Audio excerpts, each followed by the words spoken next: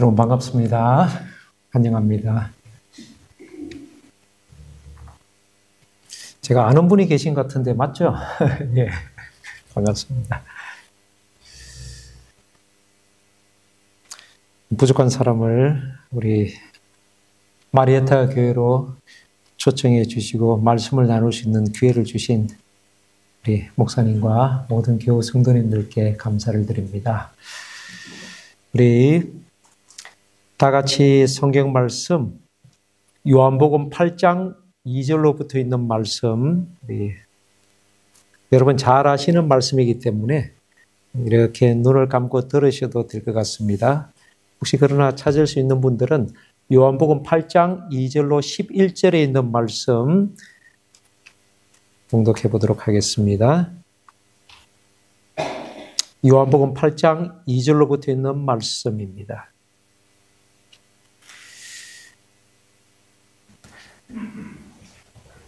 요한복음 8장 2절 아침에 다시 성전으로 들어오시니 백성이 다 나오는지라 앉아서 그들을 가르치시더니 서기관들과 바리새인들이 음행 중에 잡힌 여자를 끌고 와서 가운데에 세우고 예수께 말하되 선생이여 이 여자가 간음하다가 현장에서 잡혔나이다.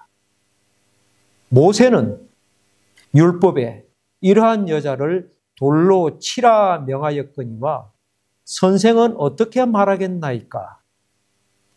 그들이 이렇게 말하면 고발할 조건을 얻고자 하여 예수를 시험함이러라. 예수께서 몸을 굽히사 손가락으로 땅에 쓰시니 그들이 묻기를 마지 아니하는지라. 이에 일어나 이르시되 너희 중에 죄 없는 자가 먼저 돌로 치라 하시고 다시 몸을 굽혀 손가락으로 땅에 쓰시니 그들이 이 말씀을 듣고 양심의 가책을 느껴 어른으로 시작하여 젊은이까지 하나씩 나가고 오직 예수와 그 가운데 섰는 여자만 남았더라. 예수께서 일어나사 여자 외에 아무도 없는 것을 보시고 이르시되 여자여 너를 고발하던 그들이 어디 있느냐? 너를 정죄한 자가 없느냐? 대답하되 주여 없나이다. 예수께서 이르시되 나도 너를 정죄하지 아니하노니 가서 다시는 죄를 범하지 말라 하시니라. 아멘.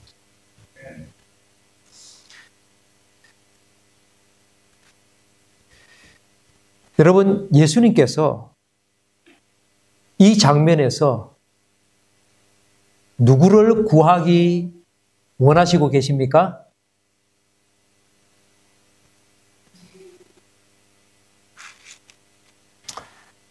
보통 이렇게 질문을 드리면은 그 불쌍한 여인이라고 답을 하셔야 됩니다. 근데 우리 재림교인들은 수준이 높아가지고 그 다음 단계를 벌써 아시고 답을 하십니다. 제가 다시 질문을 해보겠습니다.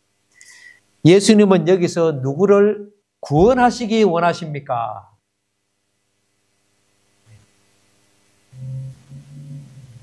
이 여인과 그 주변에서 돌을 높이 들고 서 있는 모든 사람을 예수님은 구원하시기 원하시죠.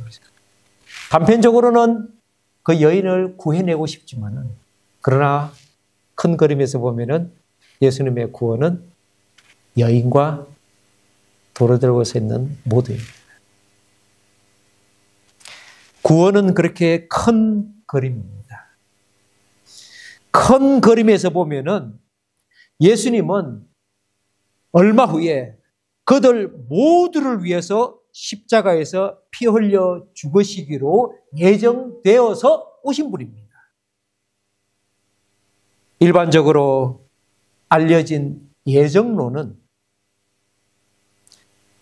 적당하게 신앙인으로 살아도 다 구원받는다라고 하는 오른쪽의 극단과 아무리 열심히 해도 구원 열차 티켓을 구매할 수 없는 운명의 사람들이라는 또 다른 극단이 대치되는 개념으로 사람들이 많이 생각하고 있습니다. 하지만 사실 성경의 큰 흐름에서 발견할 수 있는 예정론은 그렇게 인간들을 단편적으로 양분화시켜 놓고 그러한 표현들에 구애받는 것이 성경의 흐름이 아니라는 것입니다.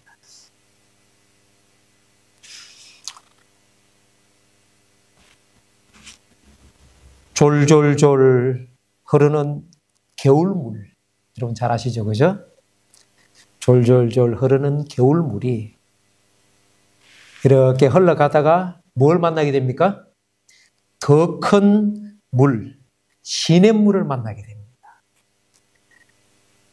졸졸졸 흐르는 겨울물이 이제 더 큰 물인 시냇물을 만날 때에 어느 방향, 어느 지점으로 흘러서 그 큰 시냇물에 합류되든지 상관없이 이제 겨울물은 시냇물이 흐르는 방향으로 흘러가게 되어 있습니다. 맞습니까?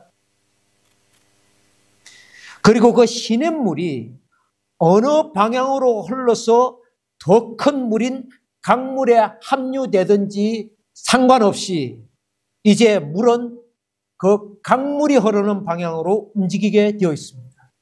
그리고 그 강물이 어느 방향으로 흘러서 바닷물에 합류되든지 상관없이 이제 그 물은 바닷물이 흐르는 방향으로 흘러가게 되어 있습니다. 그리고 그렇게 거대해 보이는 대양의 바닷물이 어느 방향으로 움직이든지 상관없이 이 지구의 모든 물은 지구의 회전 방향으로 움직이게 되어 있습니다. 그리고 그 지구의 회전 방향이 어느 쪽이든지 상관없이 그 지구가 속한 태양계의 회전 방향으로 지구는 움직이게 되어 있습니다. 그리고 그 태양계는 은하계라는 거대한 움직임에 따라서 돌게 되어 있고요. 그 은하계는 은하군단이라는 더 거대한 움직임에 지배받게 되어 있고요. 그 은하군단은 그보다 더 큰 우주의 흐름을 따라갈 수밖에 없는 것입니다. 그렇게 계속해서 따라가다 보면 결국은 모든 존재하는 것은 하나님의 보좌를 중심으로 움직이고 있다는 성경의 기본적인 가르침에는 변화가 없습니다. 구원의 운영 원리도 마찬가지입니다. 인간적인 시각에서 볼 때에는 전혀 구원과는 거리가 멀어 보이는 사람들도 있습니다.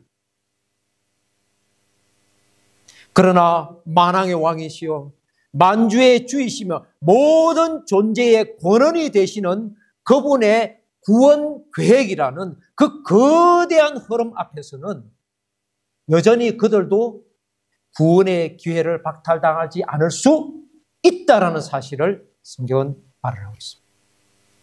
그 사실을 디모데전서 2장 4절에서는 간단하게 이렇게 확인해 주고 있습니다.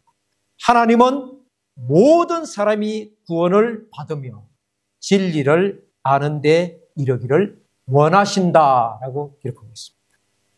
그 십자가 예정론은 그 어느 누구도 거스를 수 없는 이 우주에서 가장 큰, 가장 거대한 단위의 움직임이며 그것은 이 우주의 운영 원리입니다. 그러나 그럼에도 불구하고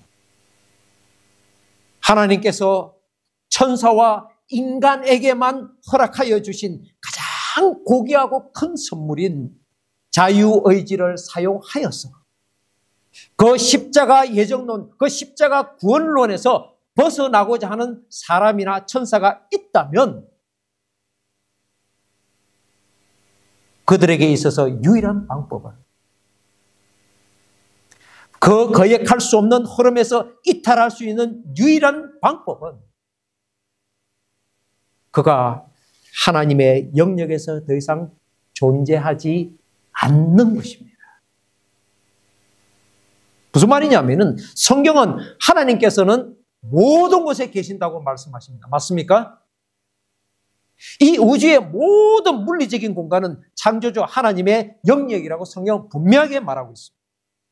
그 하나님께서 십자가의 은혜로 모든 이들을 구원하기를 원하시지만 그 예정에서, 그 십자가 예정에서 벗어나려는 존재가 있다면 그 일을 위해서는 더 이상 그는 존재하기를 멈추어야 하는데 성경은 그 일이 가능하다고 말하고 있습니다. 하나님은 죄와 그 죄의 결과인 사망과 그 길을 끝까지 선택한 죄인과 그 길의 원인이었던 사단이 소멸되어서 더 이상 존재하지 않게 될 한 시점이 분명히 다가올 것이라고 성경에 말씀해 놓으셨습니다. 계시록 20장 13절에 바다가 그 가운데서 죽은 자들을 내어주고 또 사망과 엄부도 그 가운데서 죽은 자들을 내어주매 각 사람이 자기 행위대로 심판을 받고 사망과 엄부도 불못에 던지우니 이것은 둘째 사망 곧 불못이라 누구든지 생명책에 기록되지 못한 자는 불못에 던지우더라. 이 말씀이 계시록 20장에 기록되어 있습니다. 그 이후에 성경의 말씀인 계시록 21장, 22장을 가만히 보면은 그 불못이라는 것이 어떤 성격인지를 이해할 수 있게 도와줍니다. 죄와 죽음과 죄인과 사단은 그 불못 사건 이후로 더 이상 존재하지 않습니다. 죄와 관련된 그 어떤 것도 하나님과 더 이상 공존할 수 없다는 하늘의 궁극적인 원리가 회복되었음을 확인해 주는 것이 바로 그 불못 소멸의 순간입니다. 그러한 우주의 거대한 흐름을 알지 못하고 십자가 은혜가 얼마나 높은지 얼마나 깊은지를 알지 못하고서 지금 예수님의 눈앞에 펼쳐지고 있는 이 현실, 우리가 조금 전에 읽었던 그 모습은 그들이 두 패로 나눠져서 한쪽은 돌을 들고서 심판자의 자리에 서려고 하고 있는, 또 한쪽은 나 이제 죽었네 하면서 고개를 들지 못하고 있는 것입니다. 그러나 참으로 한 가지 다행스러운 것은 그들 모두가 그 이슈를 들고서 예수님 앞으로 나왔다는 것입니다. 그들이 돌을 높이 치켜들고서 기고만장하면서 예수님 앞으로 나왔었지만 결국 그들은 그 돌들을 내려놓게 되었고 무고한 자를 죽이는 살인자가 되는 비극을 피할 수 있게 되었습니다. 아마도 그들 중에는 집으로 돌아가는 길에 그 길을 가다가 예수님께서 땅바닥에 자신의 과거를 쓰셨던 그것이 떠올랐고 그동안 숨겨뒀던 과거를 떠올리면서 창피하며 얼굴이 붉어진 자들도 꽤 있었을 것입니다. 집에 가서 남모르게 가슴에 손을 얹고서 회개의 기도를 한 사람도 있었을 것입니다. 그리고 자신의 손에 무지한 피를 묻히지 않도록 도와준 그 예수를 개인적으로 고마워하는 사람도 있었을 것입니다. 예수님의 십자가 예정론, 그 예수님의 구원의 시각으로 자신의 삶을 바라보니까 모든 것이 자신의 구원을 위한, 자신을 살리기 위한 하나님의 섭리였다는 사실을 깨닫는 사람들도 있었을 것입니다.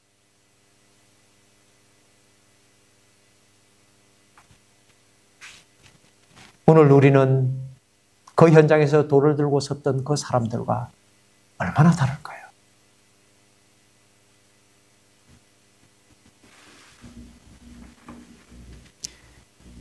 그들이 예수님의 은혜로 자기의 가슴을 다시 한번 어루만지면서 삶을 되돌아볼 기회를 가졌습니다.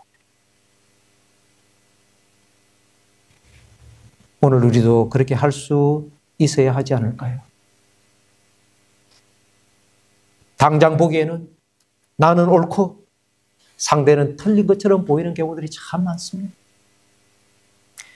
그래서 마음의 돌을 높이 치켜들고 싶은 때가 자주 있습니다.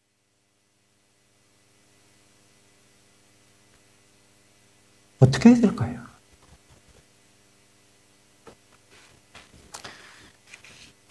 우리가 병원에서 어떤 큰 진단을 받고서 어떻게 해야 될지를 몰라 하면은 주변에서 이런 이야기를 해줍니다. 너무 힘들어하지 마시고 세컨드 오피니언을 한번 받아보십시오. 세컨드 오피니언을 한번 받아보십시오. 그래서 다른 병원에 가서 다른 의사 선생님을 찾아가서 다시 한번 같은 문제에 대해서 허심탄회하게 이야기하면서 의견을 들을 때에 우리는 세컨드 오피니언을 듣는다라고 표현합니다. 근데 여러분, 세컨드 오피니언의 대가가 누구이십니까? 예수님이세요. 우리도 나도 모르게 마음의 돌이 들려지는 대로 그냥 던지지 마시고 들려지는 대로 보여지는 대로 판단하지 말고 세컨드 오피니언의 대가 되시는 예수님에게 가서 같은 내용이지만은 혹시 다르게 말씀하시는지 한번 들을 수 있는 용기를 내시기 바랍니다. 내가 분명히 100% 옳아 보일 때라고. 분명히 내가 맞는 것 같아도 예수님께 그 세컨 오피니언을 듣기 위해서 잠시 기도할 시간을 내어보면은 예수님은 결코 저와 여러분이 손해볼 답을 주시지 않을 것입니다. 그날 도를 들었던 자들이 받은 복이 바로 그 복이었습니다. 그리고 여러분 또 한 가지는 그 돌을 들고 서 있는 사람 앞에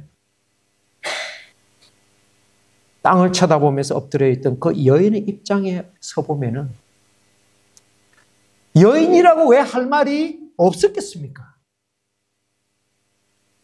그 여인이 진짜 간음을 하다가 잡혀온 것인지 아니면 억울하게 누명을 쓰고 끌려온 것인지 판단할 일은 사람의 속을 모르는 우리 영역은 아니에요.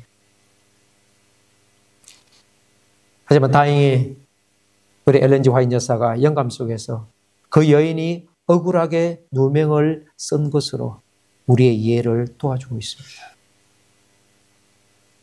우리 속담에 10길 물속은 알아도 한 길 사람 마음은 참 알기 힘들다고 그랬습니다. 그럼에도 불구하고 우리가 상대방의 마음을 그나마 잘 이해할 수 있는 한 가지 방법은 아주 쉽죠. 그죠? 상대방의 입장에 한번 서보는 것입니다. 그래서 오늘 저와 여러분 함께 그 여인의 입장에 한번 서봤으면 좋겠어요. 우리가 미국으로 이민을 왔기 때문에 다들 이 고생은 공통적으로 하게 됩니다. 영어를 배우는 것입니다. 근데 이제 영어를 이렇게 배우다 보면은 여러 가지 장애물들이 있는데 저한테는 참 이 장애물이 큰 것 중에 하나였어요. 그게 뭐냐면은 이 영어가 분명히 단어가 이렇게 돼 있는데 묵음이라는 게 들어가 있어요. 묵음. 여러분 묵음이 뭔지 아시죠? 그죠? 예를 들어서 뭐 반 하면은 HALF입니다. 그러면 HALF니까 help 이렇게 하지 않고 어떻게 발음합니까?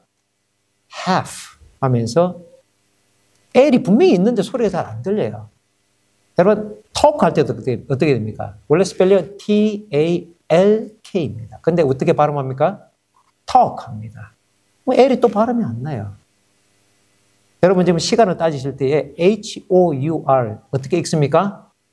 hour라고 읽지 how라고 읽지 않습니다.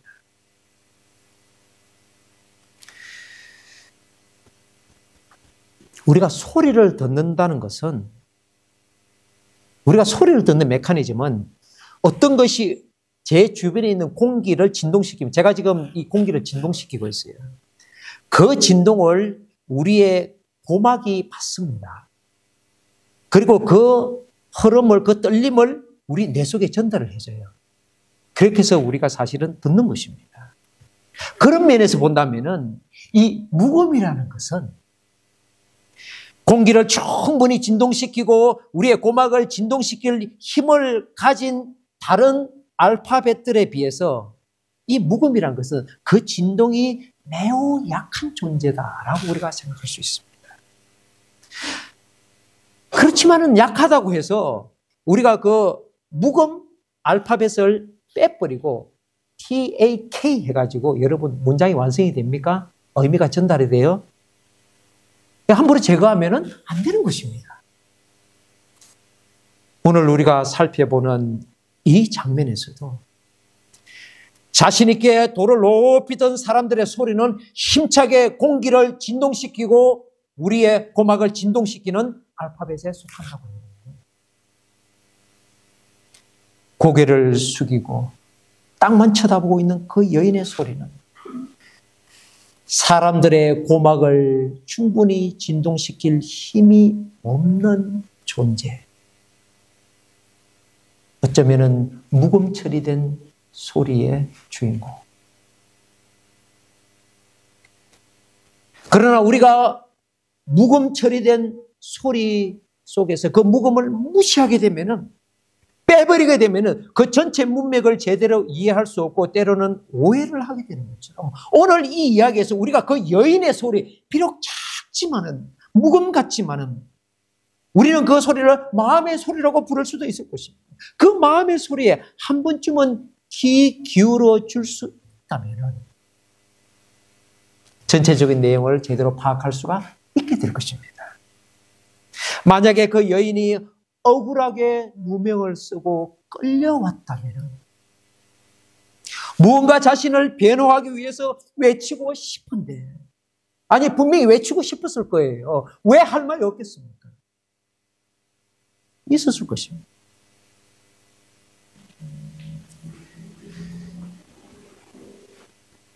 오늘 살아가는 우리의 주변에도 그렇게 자신의 의사와는 상관없이 묵엄화당해서 하루하루를 남모르게 힘들어하면서 살아가는 사람이 우리 주변에도 있을까요? 상당히 있을 거예요. 그리고 또 한 가지 문제는 내가 그 상대방의 묵음 처리된 부분을 알아차리는 일에 생각보다 둔하다는 것입니다.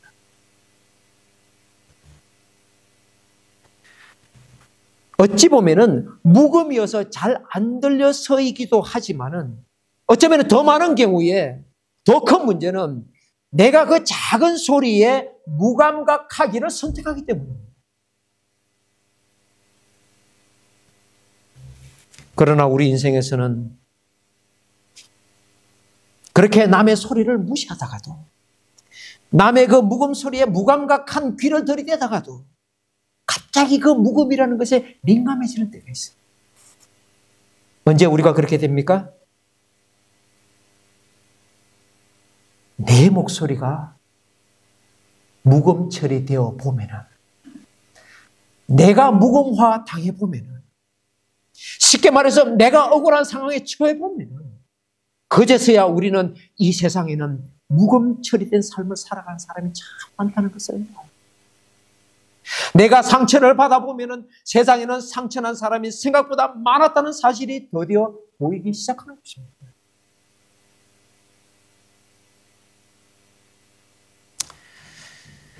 자, 그러면 이제 우리가 해야 할 일은 당연히 그 묵음 소리, 그 연약한 소리를 어떻게 하면 잘 들을 수 있을 것인가 생각해 볼 필요가 있는 것입니다.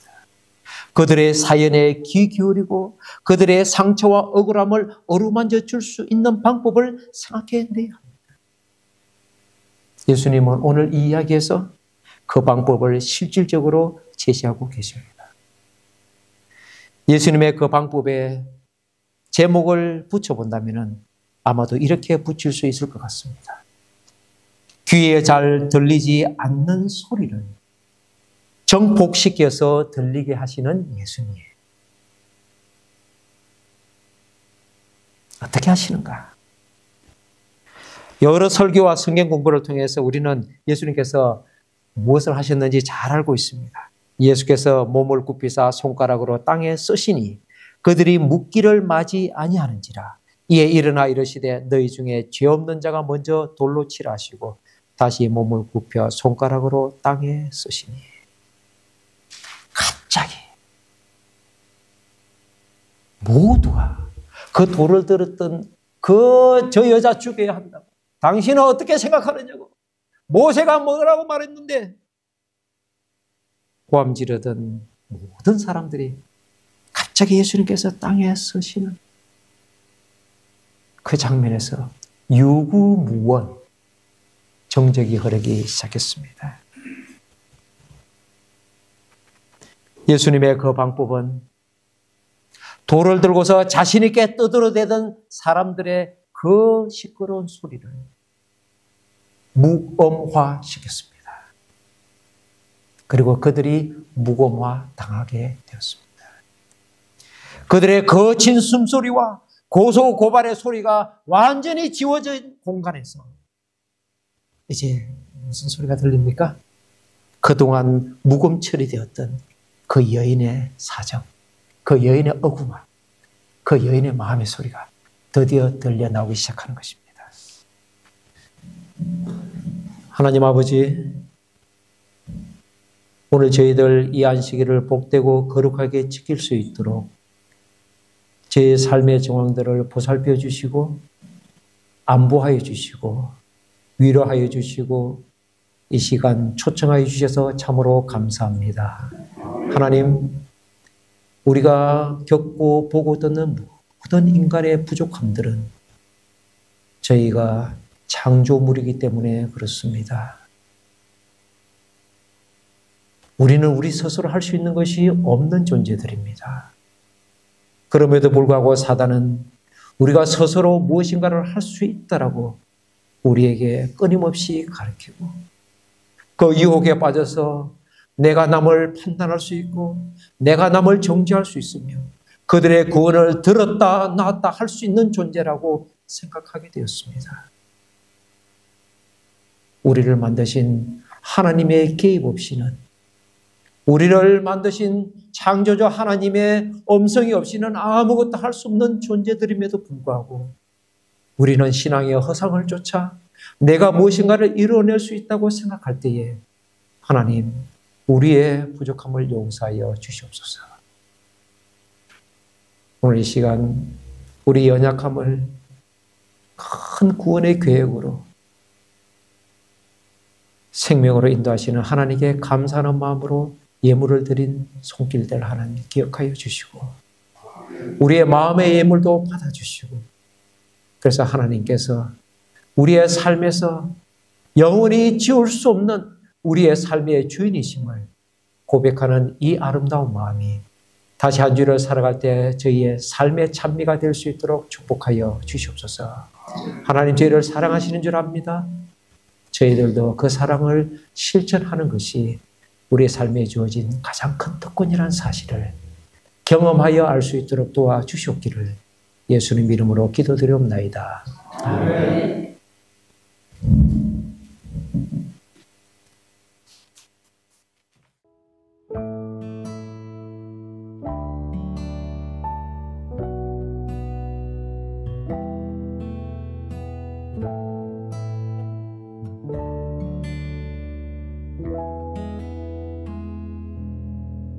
저장미